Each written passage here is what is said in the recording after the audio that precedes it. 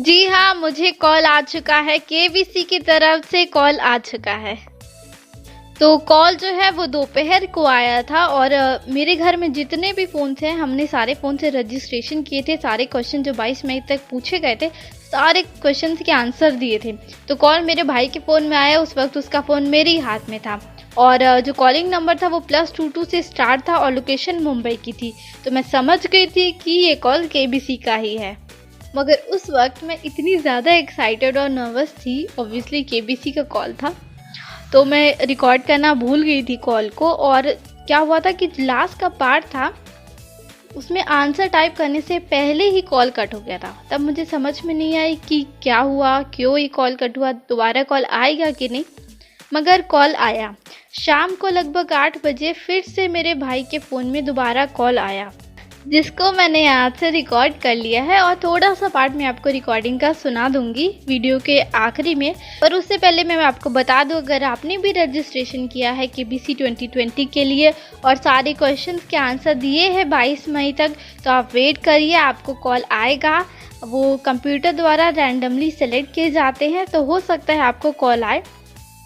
तो जो last date है वो 29 में है, उसके बाद में कोई कॉल नहीं आएगा। तो आप वीडियो को ध्यान से पूरा देखिए, ताकि अगर आपके पास में कॉल आए तो आपसे कोई मिस्टेक ना हो। और हाँ, ये भी याद रखिएगा कि केबीसी की तरफ से पैसों की कोई मांग नहीं की जाती है। तो अगर आपसे थोड़ी से भी रुपयों की मांग की जाए तो सावधान हो जाइए, वो केबीसी का कॉल नहीं है। सिंस कॉल जो है वो कंप्यूटर द्वारा किया जाता है, तो आपको एक रोबोटिक फीमेल वॉइस सुनाई देगी दूसरे साइड पे। और अगर किसी भी इंसान का कॉल हो तो आप प्लीज़ सावधान हो जाइए, उसका कोई एश्योरेंस नहीं है कि वो केबीसी का कॉल है या नहीं। तो कॉल के स्टार्टिंग में आपको पहले इन्फॉर्म किया जाएगा कि ये जो कॉल है वो केबीसी की तरफ से किया गया है। उसके बाद में आपको सेलेक्ट करना होगा कि आप किस लैंग्वेज में कंटिन्यू करना चाहते हैं, हिंदी या फिर इंग्लिश। जैसे कि हिंदी के लिए 1 दबाइए और इंग्लिश के लिए 2। फिर क्या आपने रजिस्ट्रेशन किया था कि नहीं, जिसने रजिस्ट्रेशन किया था उसकी उम्र यानी कि एज आपको एंटर करनी होगी। आपका जेंडर क्या है वो आपसे पूछा जाएगा। आप ग्रेजुएट है कि नहीं, आप क्या काम करते हैं, क्या इससे पहले आप कभी फास्टेस्ट फिंगर राउंड या फिर हॉट सीट तक पहुंचे थे कि नहीं। ये सारी इन्फॉर्मेशन आपसे लेने के बाद में आपसे 3 सवाल पूछे जाएंगे। तो पहला और जो दूसरा सवाल है वो रैंडमली पूछा जाता है, कुछ भी पूछा जाता है।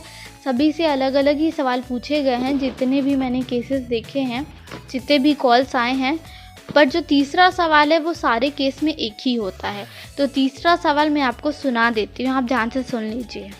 ये आपके लिए तीसरा और अंतिम प्रश्न है। इस प्रश्न का उत्तर एक संख्या है, जिसे आपको अपने मोबाइल फोन कीपैड पर टाइप करना है और उसके बाद स्टार या हैश दबाकर अपनी जगह पुष्टि करनी है। वर्ष 2019 के लिए कितने व्यक्तियों को पुरस्कार से सम्मानित किया है। और हाँ, याद रखिएगा कि तीसरे सवाल को टाइप करने के बाद में, क्योंकि वो एक नंबर है, तो उसे टाइप करने के बाद में आपको हैश या स्टार ज़रूर से दबाना है। अगर आपने नहीं दबाया तो वो आंसर मान्य नहीं होगा, वो कंप्यूटर नहीं लेगा। तो आप याद से स्टार और हैश दबा दीजिएगा। उसके बाद में वो आपको कहेंगे कि आपको 10 दिनों के बाद में कांटेक्ट किया जाएगा। अगर आप सेलेक्ट हो जाते हैं तो आप अपने फ़ोन को ऑन रखिएगा और ध्यान देते रहिएगा कि आपके पास कॉल आता है कि नहीं। एक और बात, अगर आपने एक बार में आंसर नहीं दिया, मान लीजिए आप ठीक से सुन नहीं पाए या फिर जो भी केस में आप पहली बार में आंसर नहीं दे पाए, तो आपसे दोबारा फिर से सवाल पूछा जाएगा। पर ज़्यादा से ज़्यादा मैक्सिमम 2 ही बार पूछा जाएगा सवाल। तो आई होप आपके पास भी कॉल आए, आप वेट करिएगा, उम्मीद मत छोड़िएगा कॉल आए। और अगर कॉल नहीं आता तो कोई बात नहीं, आप ट्राई करते रहिए। बहुत सारी चीज़ें होती है, प्ले अलॉन्ग वगैरह बहुत कुछ होता है, तो आप बस अपडेटेड रहिएगा। बाकी जो भी होगा मैं आपको अपडेट देते रहूँगी। तो इसी के साथ वीडियो को फिनिश करते हैं। तब तक के लिए बाय बाय।